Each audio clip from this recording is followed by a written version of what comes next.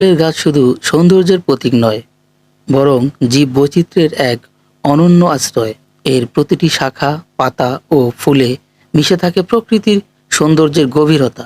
মাটির সাথে মিশে থাকা জংলি ফুলের গাছ প্রকৃতির এক অবাক করা দৃষ্টান্ত। এই ধরনের গাছ সাধারণত ছোট আকৃতির হয় এবং মাটির কাছাকাছি থাকে। গাছের ডালপালা এবং পাতা মাটির উপর বিছিয়ে থাকে, যা দেখতে মনে হয় যেন মাটি নিজেই ফুল ফুটিয়ে তুলেছে। জংলি গাছের মধ্যে সাধারণত বিভিন্ন ধরনের বুনো ফুল ফল দেখা যায়। এই জংলি ফুল এবং ফলের গাছগুলো প্রকৃতির বৈচিত্র্যময় ও উপকারী দান। এই গাছগুলো সাধারণত বনাঞ্চলে বা নির্জন প্রকৃতির পরিবেশে জন্মায়। তাদের নিজস্ব অনন্য বৈশিষ্ট্য এবং সৌন্দর্যের কারণে তারা খুবই আকর্ষণীয়। জংলি ফলের গাছগুলোও প্রকৃতিতে অপরিসীম গুরুত্ব বহন করে।